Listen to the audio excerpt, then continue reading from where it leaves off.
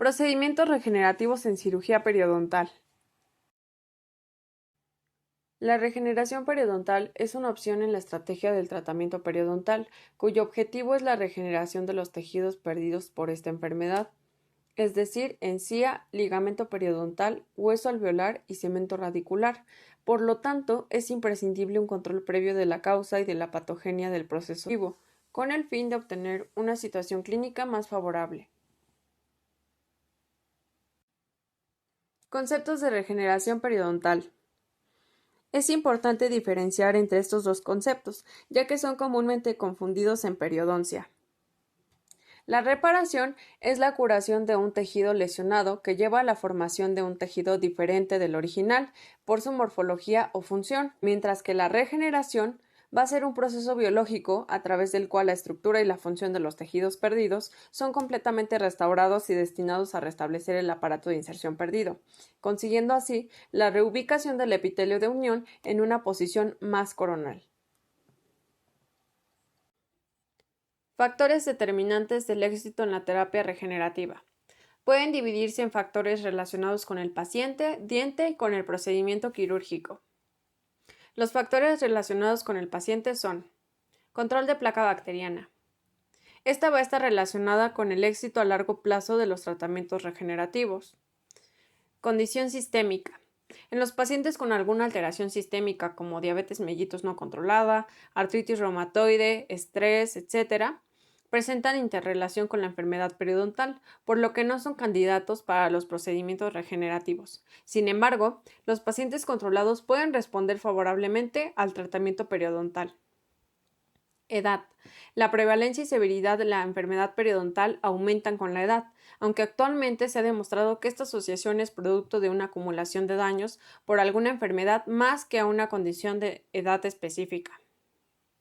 Tabaquismo. Es uno de los principales factores de riesgo en el desarrollo y progresión de la enfermedad periodontal.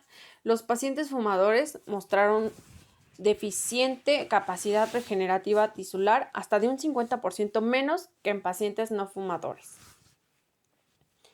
En cuanto a los factores relacionados con el diente, el estado endodóntico del diente influye en el éxito del tratamiento, ya que los dientes con una lesión periapical han evidenciado una menor capacidad regenerativa al compararlos con dientes sin lesión periapical, relacionando que la infección endodóntica es un reservorio microbiano que afecta a los tejidos periodontales. Movilidad dental. Los dientes con movilidad dental han demostrado una menor ganancia de nivel de inserción clínica. Características del defecto. Algunas características como la profundidad, el ancho y el número de paredes óseas han sido relacionadas a la respuesta tisular de la cirugía regenerativa. En cuanto a los factores relacionados con el procedimiento quirúrgico, la estabilidad de la herida es importante para la formación de una matriz tisular conectiva insertada. Y finalmente, los cuidados posoperatorios, que se refieren al control de la infección del sitio quirúrgico, ya que la presencia de bacterias será causa del fracaso del tratamiento. Por ello se recomienda el uso de amoxicilina con ácido clavulánico, metronidazol, etc. Defectos óseos. Estos son los diversos tipos de deformidades en el hueso alveolar. Existen tres grandes grupos: supraóseos, infraóseos e interradiculares. Defectos supraóseos u horizontales. Son los defectos donde en la parte más apical de la bolsa periodontal se encuentra coronal a la cresta ósea remanente. Se considera que el patrón de la pérdida ósea es horizontal, permaneciendo su margen perpendicular al eje longitudinal de la pieza dentaria. Defectos óseos o verticales. Son los defectos donde la bolsa periodontal se encuentra apical a la cresta ósea remanente. Estos defectos se producen en dirección angulada, dejando un socavado óseo a lo largo de la raíz. Defectos interradiculares. Son producidos a nivel de la furcación de dientes multirradiculares. Se dividen en tres categorías según el grado de severidad. Clase 1. Cuando la sonda penetra horizontalmente un tercio del ancho del diente o 3 milímetros hasta en una pared ósea. Clase 2. cuando el sondaje penetra horizontalmente 2/3 del ancho del diente, de 3 a 6 milímetros, hasta encontrar una pared ósea. Clase 3 muestra la penetración horizontal de la sonda de un lado a otro por ausencia del hueso intraradicular. Dentro de las terapias regenerativas periodontales encontramos los tratamientos conservadores, que consisten en la remoción de cálculo supragingival e infragingival y el alisado radicular. Estudios actuales han observado que el relleno óseo era posible con tratamientos como estos, con el raspado y alisado radicular, más un seguimiento muy estricto de la higiene. Bueno, sabemos que el epitelio bucal es el tejido que posee en sus células la mayor velocidad de crecimiento, siendo más rápido en llegar y colonizar la herida que otros tejidos internos. Con esta idea se propuso mediante cirugía aumentar la distancia que debería recorrer las células epiteliales, permitiendo al tejido conectivo más lento alcanzar primero la superficie radicular. Con este concepto podríamos mencionar técnicas quirúrgicas que van a ayudar a un mejor proceso de regeneración tisular, como los injertos, la reposición coronal del colgajo y la regeneración tisular guiada. Una de las terapias regenerativas periodontales por medio de la cirugía consiste en la colocación de injertos. Los injertos periodontales de tejido conectivo consisten en la extracción de una porción de tejido conjuntivo que mayormente es extraído del paladar para cubrir estas zonas donde la encía se encuentra retraída y donde la parte de la raíz del diente está expuesta.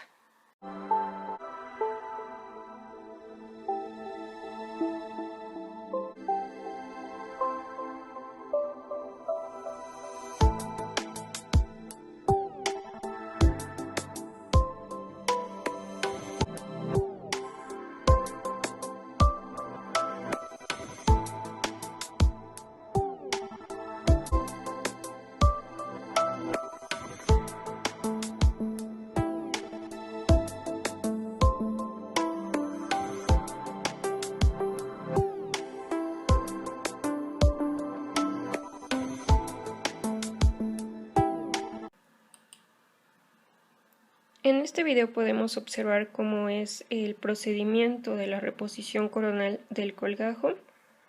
Primero, con la sonda se mide la distancia del margen gingival a la unión amelocementaria y la profundidad del surco.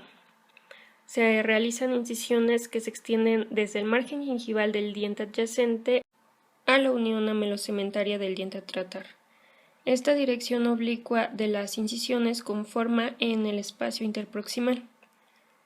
Las papilas anatómicas, que serán el sitio de sutura con el colgajo ya desplazado, deben ser desepitelizadas.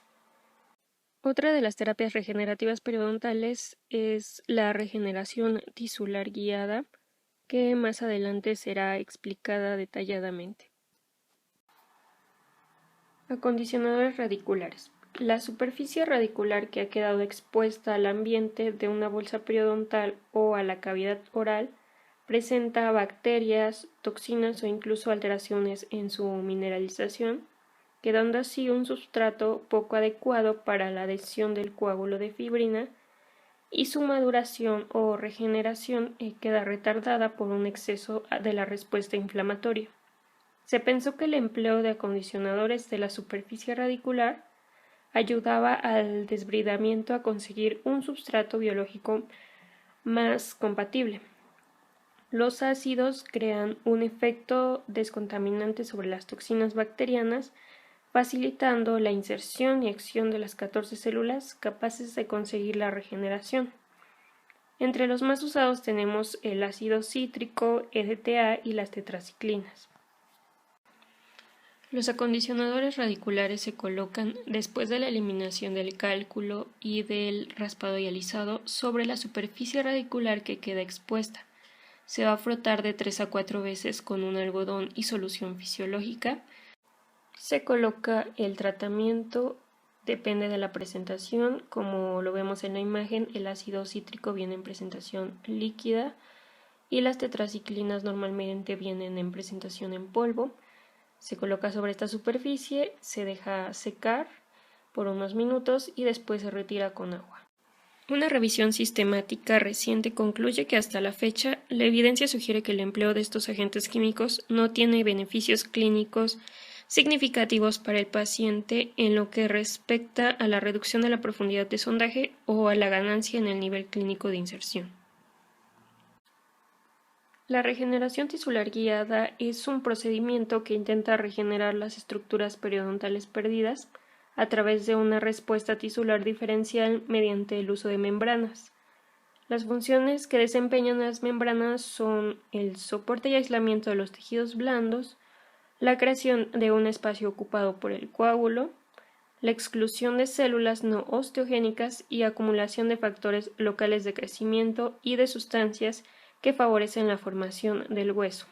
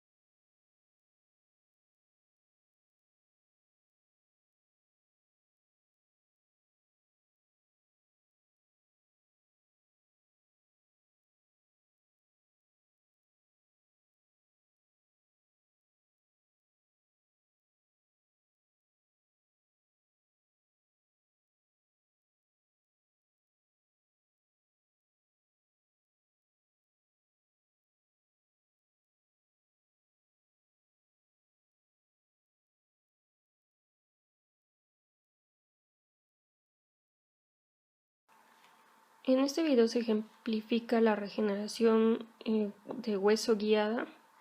Observamos que primero se realiza una incisión y se coloca hueso autólogo, que después se va a combinar con un tratamiento de colocación de membrana. La membrana puede ser reabsorbible o no reabsorbible y también se clasifican en natural y sintéticas. Aquí se observa claramente cómo se colocó el hueso autólogo.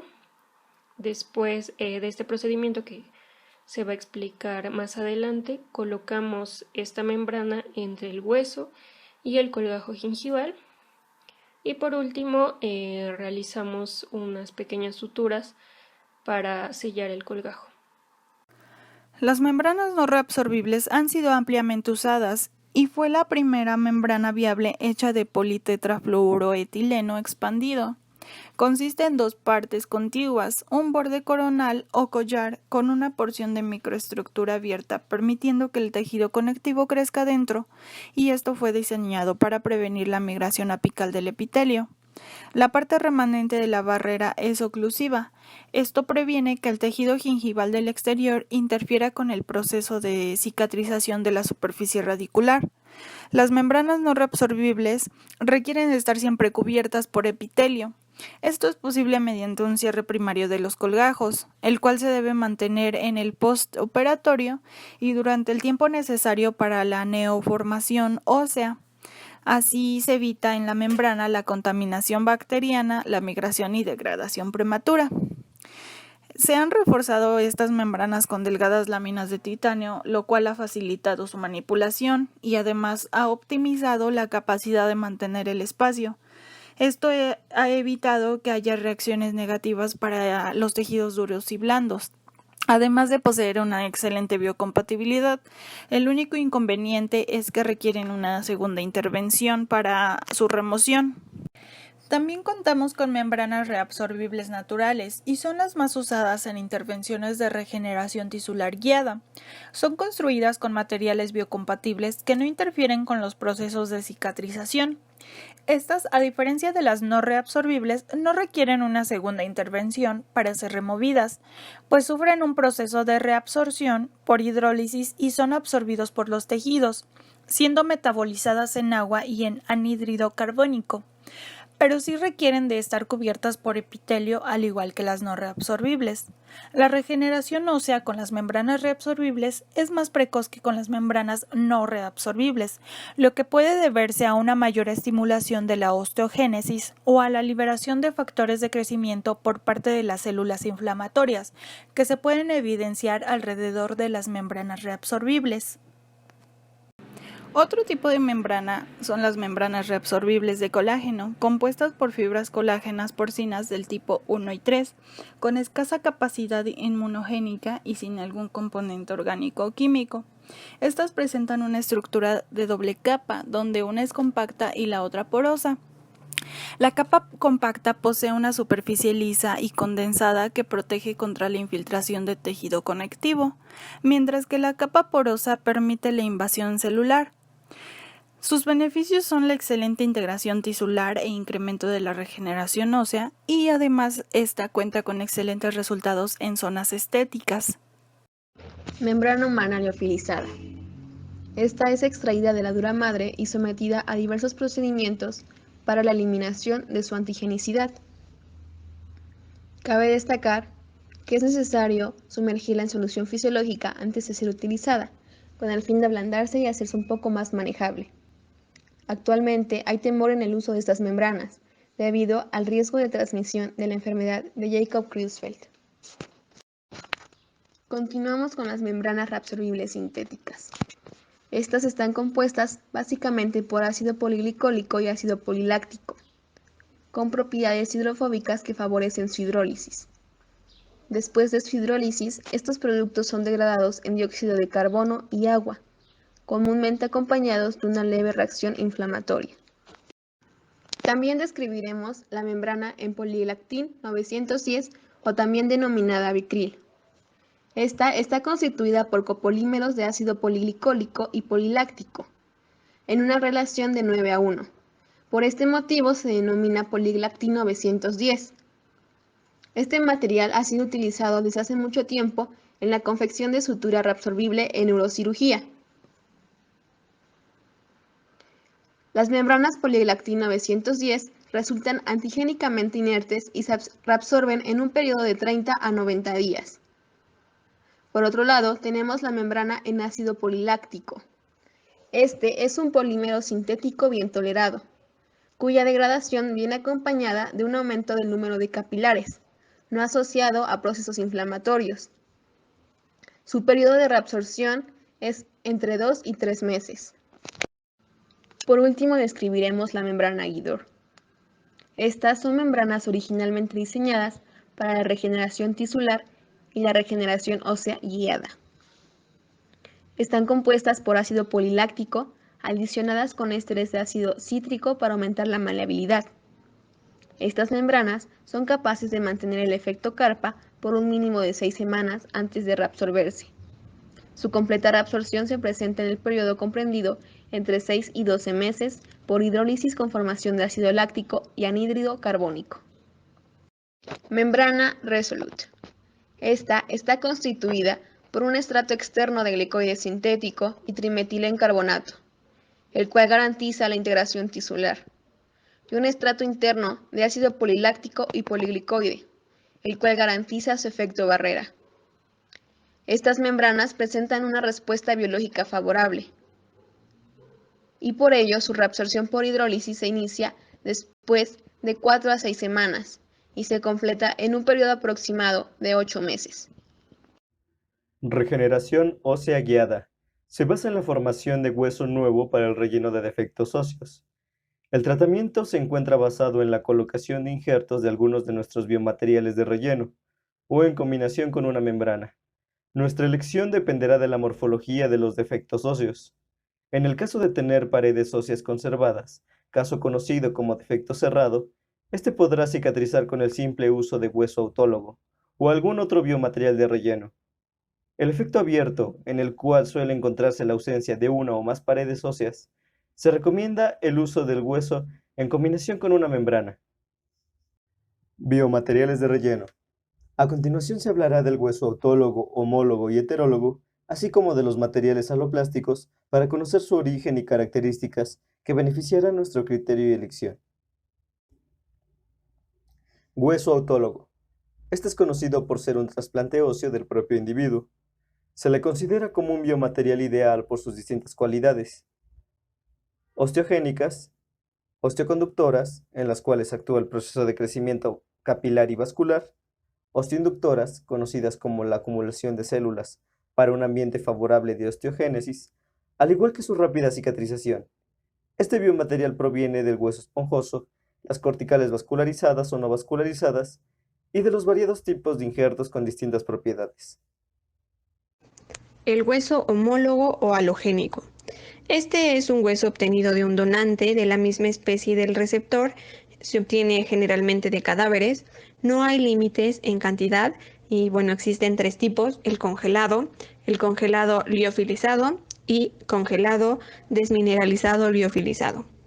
Cada uno tiene sus características, aunque destacan que, por ejemplo, el congelado tiene alto riesgo de rechazo y de transmisión de enfermedades, mientras que el congelado liofilizado y el congelado desmineralizado presentan baja inmunogenidad, mejores resultados en la regeneración ósea guiada, son biocompatibles y contienen moléculas osteoinductivas.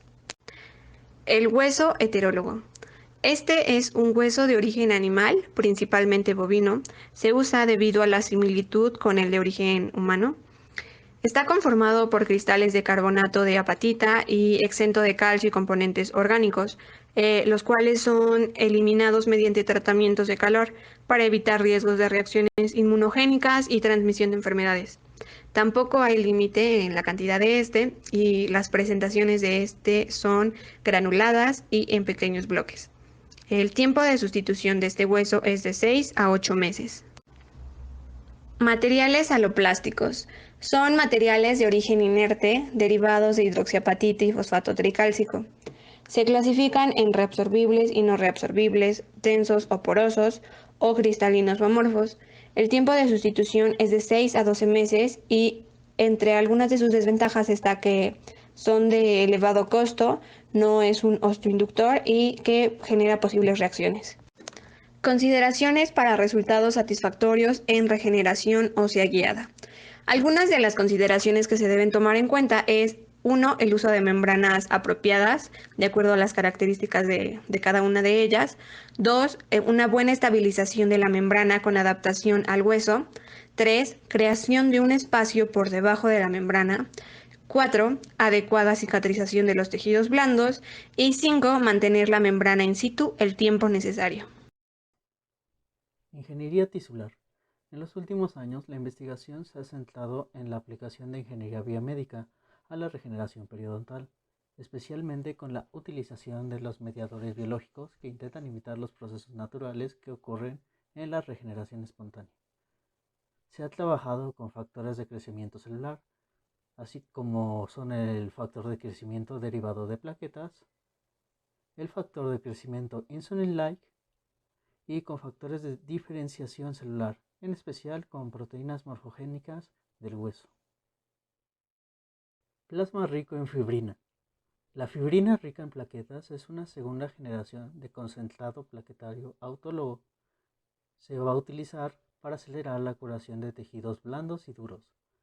Se va a obtener por medio de una técnica simple que logra alta concentración de plaquetas, leucocitos y otras moléculas activas, como lo son las citocinas y factores de crecimiento, que se quedan atrapados en una matriz tridimensional de fibrina. Ahora explicaremos brevemente el protocolo de preparación de la fibrina rica en plaquetas. Para obtener una membrana o coágulo de fibrina rica en plaquetas, la sangre se introduce en tubos de ensayo de 10 mililitros, sin anticoagulante, y se centrifuga inmediatamente a 2700 revoluciones por minuto durante 12 minutos a 280 G, que es la fuerza gravitacional del centrifugado. Es por ello que se requiere una centrifugadora adecuada. Después, a los pocos minutos, la ausencia de anticoagulante permite la activación de la mayoría de plaquetas contenidas en la muestra, para así desencadenar la cascada de coagulación. El fibrinógeno se concentra en un principio en la parte superior del tubo, hasta que el efecto de la circulación de la trombina se transforma en una red de fibrina. El resultado es un coágulo de fibrina que contiene plaquetas en la mitad del tubo. una capa de glóbulos rojos en la parte inferior y el plasma celular en la parte superior. Este coágulo se retira del tubo y las células rojas de la sangre se desechan. El coágulo se coloca en la caja de fibrina rica en plaquetas y se cubre con el compresor y la tapa. Esto va a producir una membrana de fibrina autóloga y de bajo costo. Los beneficios de la fibrina rica en plaquetas, o también conocida como el plasma rico en fibrina, es que puede mejorar la cicatrización de tejidos tanto blando y duro, la facilidad de preparación, la facilidad de aplicación, un bajo costo y la falta de modificación bioquímica, ya que no se requiere la trombina bovina o algún anticoagulante. Aplicaciones clínicas. Hay que dejar claro que la fibrina rica en plaquetas es un poderoso biomaterial regenerativo, utilizado principalmente en el tratamiento de defectos intraóseos periodontales, en el tratamiento de furca y en el levantamiento del seno. Y en la regeneración periodontal se utiliza principalmente como una membrana para la regeneración tisular guiada. El plasma rico en plaquetas es un producto derivado de la sangre, obtenido en el laboratorio mediante un proceso de centrifugado. Su composición bioquímica está formada por plasma, leucocitos y plaquetas. El plasma está formado por el suero sanguíneo más fibrinógeno y protrombina. Los leucocitos le confieren una resistencia natural a los procesos infecciosos o alérgicos, y las plaquetas son el componente más importante cuando el enfoque es modulación cicatrizal para injertos óseos, porque liberan factores de crecimiento. Los factores de crecimiento son mediadores biológicos naturales que ejercen varios efectos sobre los procesos de reparación y regeneración. Entre ellos tenemos PDGF, factor de crecimiento derivado de plaquetas, TGFB, factor de crecimiento transformante beta, IGF-1, factor de crecimiento insulínico tipo 1, IGF-2, factor de crecimiento insulínico tipo 2, y las BMPS son las proteínas morfogénicas óseas. La cicatrización en áreas de injerto ocurre en un ambiente bioquímico complejo, en el cual el tejido injertado debe progresar de tejido trasplantado a tejido autosustentado. La influencia de los factores de crecimiento inicia con el PDGF, el cual actúa en la angiogénesis y en el inicio de la diferenciación celular. El TGFB perfecciona la diferenciación celular y estimula su maduración. El IGF termina la maduración y programa la consolidación del proceso cicatrizal. El principio de concentración de los factores de crecimiento a partir del secuestro de plaquetas confiere al plasma rico en plaquetas la habilidad de acelerar eventos cicatrizales, como mitogénesis, angiogénesis y quimiotaxis. Derivados de la matriz del esmalte. Durante el desarrollo de la raíz, la vaina epitelial de Herwig deposita proteínas de la matriz del esmalte sobre la superficie de la dentina recién formada. Estas proteínas son las que estimulan la diferenciación de las células mesenquimales a cementoblastos, para queso en el cemento radicular. Una vez que se ha formado la capa de nuevo cemento, las fibras de colágeno del ligamento periodontal se insertan en el cemento. El derivado de la matriz del esmalte está constituido por un extracto de proteínas obtenidas a partir del diente de cerdo cinar. La mayor parte son amelogeninas, pero también se han identificado ameloblastina y enamelina. Estas ayudan a la regeneración de cemento y hueso y al aumento de células del ligamento periodontal. En conclusión, se ha demostrado con evidencia científica que las diferentes técnicas quirúrgicas junto con los procedimientos regenerativos producen mejoras clínicas en cuanto a la ganancia del nivel de inserción, reducción de profundidad del sondeo y llenado óseo. Sin embargo, requieren de un diagnóstico, pronóstico y plan de tratamiento adecuados, así como el control de factores que pueden afectar el resultado clínico, como diabetes, tabaquismo, falta de higiene oral, etc.